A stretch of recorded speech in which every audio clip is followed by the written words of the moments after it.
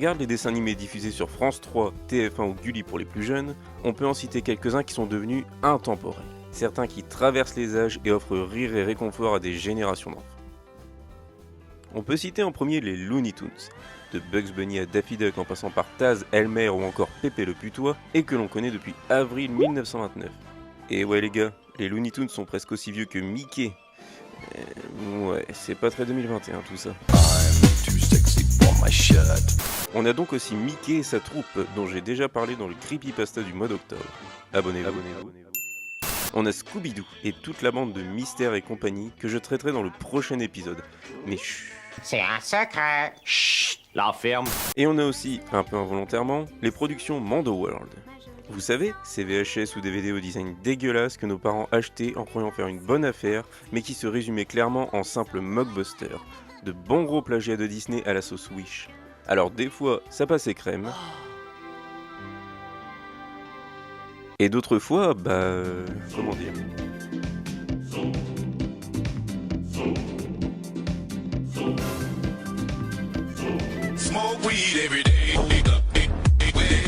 Tu es parti des chutes du Niagara, tu fais du rose esquimau.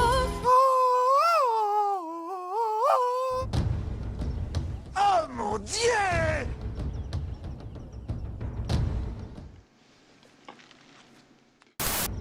Non, je veux bien être gentil, mais il y a des limites quand même.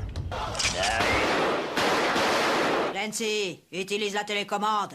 Mais passons, car là, on va parler de deux héros de dessins animés de notre enfance. Ils nous ont fait rire et sont encore d'actualité. Alors, attachez vos ceintures et préparez-vous, on attaque le 6e épisode de Creepypasta. Attendez une minute.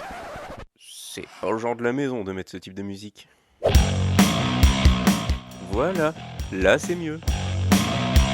Deux personnages cultes créés par William Hanna et Joseph Barbera, des courts-métrages produits par la MGM, une souris futée et un chat bien teubé. Vous l'aurez deviné, il s'agit là de Tom et Jerry. Débutée en 1940, la série compte jusqu'en 57 114 courts-métrages. Suivra ensuite de multiples autres séries, plusieurs films, une vingtaine de jeux vidéo, des bandes dessinées. Et bon Dieu que j'aime cette musique. Qu'est-ce qu'on s'en fout? Aussi curieux que ça puisse paraître, je suis assez d'accord. Non mais attendez, je vous demande pas votre avis. Et une parodie que tout le monde connaît. Avec pas moins de 7 Oscars du meilleur film d'animation, ces deux personnages au succès critique et public n'ont cessé de plaire à des générations d'enfants. Mais voilà, durant la première saison, un épisode vit le jour. Un épisode sombre, au sujet réaliste et à la fin déprimante. Un épisode où nos deux héros se suicident. Cet épisode, le 103e de la série, s'intitule Blue Cat Blues, qui signifie dans notre langue le blues du chat bleu. Sans déconner. Il serait sorti le 16 novembre 1956 et aurait été réalisé directement par les créateurs. Pour votre plus grand plaisir et le mien, cet épisode est sorti en version française. Nous allons donc pouvoir l'analyser directement dans la langue de Molière. C'est parti. L'épisode commence avec Tom assis sur des rails, l'air déprimé. Jerry nous raconte pourquoi il en est arrivé là. On voit que tout a commencé lors d'une journée comme les autres. Tom se fait embobiner par une fille. Son ami tente de le raisonner, mais rien à faire. Il est de cette demoiselle. Voilà qu'arrive le rival de Tom, Butch, qui offre à cette demoiselle bien plus de choses de valeur que lui. Tom va jusqu'à dilapider ses économies pour lui offrir une bague et finit même par s'endetter à vie pour lui offrir une voiture. Bordel, mais elle est pas longue sa caisse.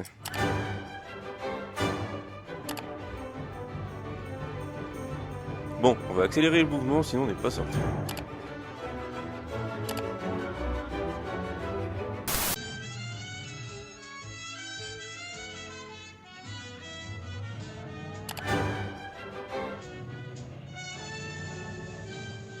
Après ça, Tom allait vite devenir une épave. Bref, Tom finit par renoncer. Déprimant, il noie son chagrin dans la boisson. Son ami Jerry parvient même à le sauver in extremis d'une mort certaine, avant de voir les deux tourtereaux venant tout juste de se marier. On revient où nous en étions, sur les rails. Jerry est triste, mais ne plaint pas Tom, car il l'a bien cherché. Il nous prouve même que l'amour existe au travers d'une photo de sa petite amie qu'il aime de tout son petit cœur. Mais voilà, la petite amie en question passe juste derrière lui, mariée au rival de Jerry. Notre petite souris adorée, déprimée, vient s'asseoir auprès de son ami, qui lui fait une place. L'écran passe au noir, on entend un train qui s'approche. Générique. Fin. Bon, je vous laisse 2 minutes, je vais me suicider et je reviens juste après.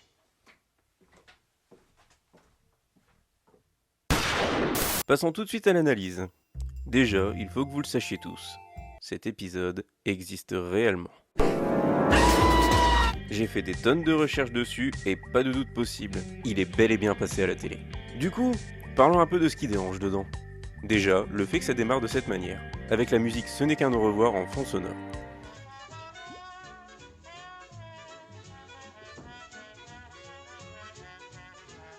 Ça donne déjà le ton. Quand on est enfant, on est innocent. Ces situations peuvent prêter à sourire, mais regardez ceci une fois adulte et on se rend compte que... c'est glauque. On parle de quelqu'un qui se fait pigeonner par une personne juste pour lui plaire. On a presque tous déjà vécu cette situation. On s'est tous déjà fait rouler dans la farine par quelqu'un. Hein? Pas vrai? Non? Personne? Elle fait littéralement ce qu'elle veut de lui. Il en vient même à mettre en gage des parties de son corps pour lui obtenir ne serait-ce qu'un regard venant d'elle. C'est vraiment perturbant. Une fois qu'il se rend compte qu'il n'y arrivera jamais, on nous montre clairement un Tom alcoolique. Un Tom au bout du rouleau. Un Tom suicidaire, bordel! Ça ne choque que moi! Et cette fin, bon Dieu, on peut faire plus déprimant et triste? Mon couche là. Ça veut dire mon sang. Mon amour. Bon, d'accord, on peut. Cet épisode, selon la légende, serait le dernier.